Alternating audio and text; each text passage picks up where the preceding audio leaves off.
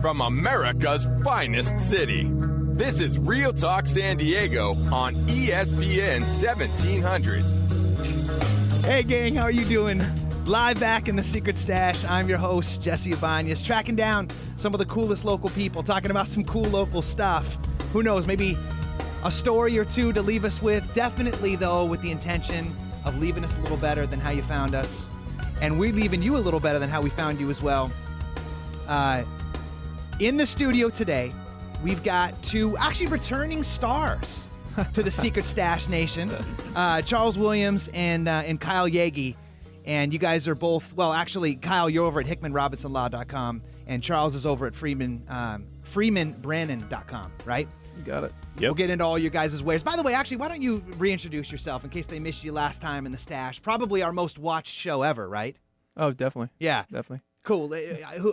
Let's go for whoever's more attractive first. Who's more handsome? We'll go first. Oh, now you lay the ground down. Okay. I'll take. He's got more facial hair. So. Yeah, I'll take the prize. Right now. I'll take the prize. Kyle Yaege, Hickman Robinson LLP. We're a business and real estate law firm here in San Diego, and we try to help people stay in business and in profit and out of trouble. And what's your one thing over there? Like, what's the one thing you guys do better than everyone that you're known you're going to be put on this map for 10 years down the road? We're known for helping people with practical solutions. When they come in with a problem, we don't jump to, we just have to file a lawsuit. We try to find creative solutions that keep people doing what they do for a living rather than getting distracted with other things. And that's, our priority is helping them stay on track, not fighting old battles that don't need to be fought. I like that. What about you, Charles? Friedman Brannen LLP. We do estate trust, business planning, and international tax. So do a little bit of everything. On top of that, I guess our one thing is going to be business succession planning. I mean, if you say that differently to a layperson. Sure. So you want to get rid of your business and you're worth a couple $1 million. You want to cash out. Well, let's plan about it. Let's talk about it. Let's see how we can do this to minimize tax and maximize revenue. And that's if you're planning on opening up another business. That way you see succession? Sure. Or if you're planning on life succession, retirement succession, all those things. So we definitely happy to help there. That's cool, man. I've never heard that word kind of put into that. So you're already leaving me better than how you found me, Charles. You can leave now. Actually, we're done. That's good for the core. Gang, I got you guys both as the heavyweights in the studio today. I'm sure you saw it. Let's do us some Air BNB, gang, right? All right. Now, listen, I love me some Air BNB. Now, I haven't personally used the service before.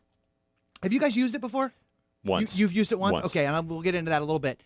It's a fascinating, though, linchpin in the community right now for very obvious reasons, right? And you guys we'll talk about the old lady from up in North Park or wherever she was, right? We'll get to that in context, actually, not just to talk about it, but there's a specific thread we're going to play off of that story. But more topically, gang, what just happened this week? If you were watching some of the major news sources, there was a renter that was the victim of sexual assault while they were staying in an Airbnb location, and now there's litigation pending. And that, that's an angle that we haven't seen explored. Airbnb is relatively new, but as things occur, you get to see it play out in the courts, and that's a new one that a lot of people really aren't thinking about. What happens if the person who's renting from me has something happen to them when they're on the property? Airbnb with their first sexual assault case. No! Yeah, and what's funny about this, I shouldn't say funny, but what's interesting, we'll say, about this is that I remember catching, I think it might have been Tim Ferriss or something, when he was talking to one of the startup Silicon Valley guys, Chris Sacca, and he was saying that was the reason why he passed on the original round of funding, was that, like, it's inevitable this is going to happen. But the myopia of that, though, is to then go, well, hold on a second. Are you going to throw out the entire baby with the bathwater? Because, what about a hotel? Right. Like, is somebody going to get sexually assaulted in a hotel? Oh, does that mean the hotel industry is going to fail? Yeah. Right? So, not necessarily part and parcel of the same thing, but what do you think the impact this is going to have on the conversation locally? Well, as Charles can probably recall from law school, however long ago that was, it probably won't shut the whole process down, but it's all about what risks you're aware of, what risks you disclose, and do you have to take reasonable steps to protect against those things. I mean, it's your standard property owner negligence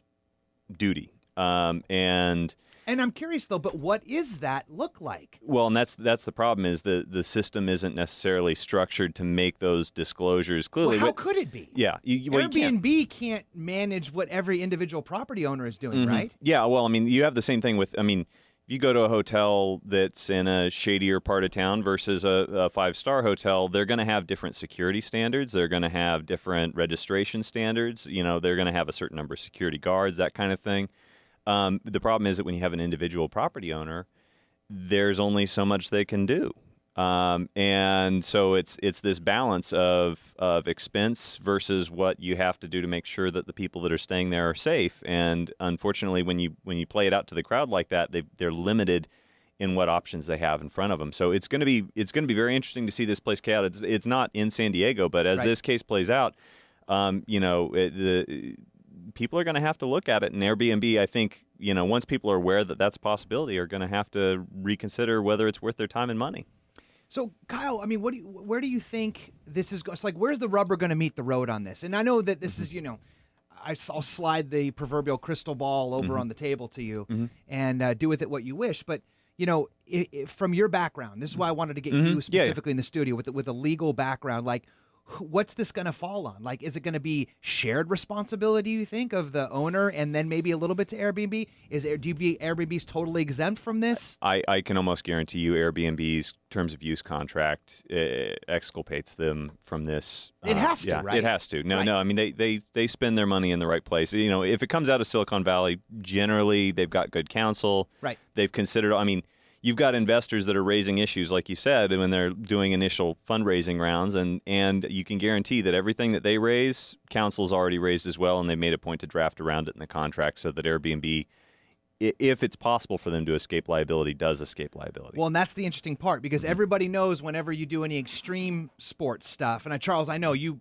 just like parachuted into the studio today, so this is a normal Tuesday for you, right? Yeah, of course. But in that, you have to sign your life away. You're doing a rock climbing thing, you sign your life away. You're boogie boarding on a fixed wave over in Mission Beach, you sign your life away. Sure. But it doesn't necessarily exclude them from liability, though, right? And so my curiosity is, sure, I'm sure they've got the exploitation clause or whatever word you said, which sounded really cool a second ago. But they're going to have to share some brunt of this. And I'm curious, though, maybe not in a legal capacity, but how do you think this is going to play out moving forward? I think that most of the issue is going to shift over to the private parties insurance companies. I think that you're going to see Airbnb requiring some sort of a certificate of insurance or something that requires the private party to prove that they've got insurance that covers a certain liability threshold, so that Airbnb and the lessor don't have personal exposure. So currently, to your knowledge, that's not a prerequisite for I haven't listed. My one prior use was only as a lessee, not as a lessor. Yeah. But my understanding is that's not something that is required at the moment. But yeah, I think that a significant amount of liability insurance, and specifically, we're going to address this potentially now is a good time. Yeah. Go ahead. Your private homeowner's insurance may not cover some of this stuff anyway, because you're not, if it's just a residential property, it's not a and you got landlord's policy usually. Exactly. Right. Exactly. And so if you're doing Airbnb, one of the things that you absolutely need to do is go talk to your insurance agent and make sure that you've got the right kind of policy. Get a point for that. Keep going. Thank you. Thank you. The other issue that, before we kind of move on to the other topics that we plan to talk about, is the issue that Airbnb raises, not between the lessor and lessee, but between neighbors. You've seen the signs around town. It's turning into a huge political issue. And neighborhoods are what is it? Neighborhoods are for neighbors. Yes, neighborhoods are for neighbors. Yeah. Yes, and you should probably expect it's going to be part of the next election cycle, and we'll get on the government side of it. But there's all kinds of other options, and one of those is, I've seen some people exploring the possibility of nuisance lawsuits between neighbors, where because you're leasing it out to vacationers that are coming in and they're partying until the wee hours of the morning right next door. If you do that as a private owner, even if it's not your tenants, you do it enough, you have enough noise coming out, et cetera, you can be a defendant in a lawsuit. So you've got to be very cautious about what terms it is you lease to people on the Airbnb side. And even if you do have those terms in, it could still land you in the hot seat on a civil action. Well, and everybody loves it when your neighbor's partying and you're trying to sleep, right? But expect it on 4th of July. You expect it during Comic-Con. You know, you expect it during any other maybe Memorial Day or Labor Day weekend. But the challenge with Airbnb, we know we've got one that's I was sharing with you guys like 4 doors down from our house, and we live down by the beach. And it's like a Wednesday. And they're like doing it up because there's some zonies that cruised over and they've packed like 8 people in this little 2-bedroom house and it's going. They got Ubers pulling up. There's pizza deliveries. There's 4 rental cars out front, you know, jammed in sideways. Yep. And so there's an obvious issue that is going to come from this. And I'm very curious just to see, like you guys, where this thing is going to shake out in the upcoming local elections.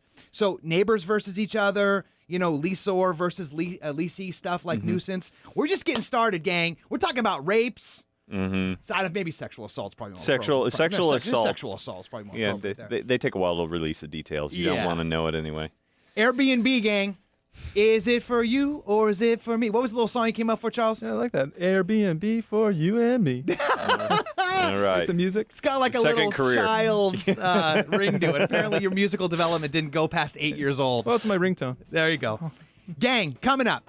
I think we set the context fair enough, right? Yeah. So now what we're going to get into is if you're in an HOA where a lot of the stuff is probably going to end up flushing out, I would imagine, right? What are some issues? And get a little teaser. It's probably not what you even know your HOA is going to slap you on the wrist for, and it's going to go run headlong into this Airbnb conversation. We'll be right back. Real Talk Radio San Diego. Thanks for hanging out.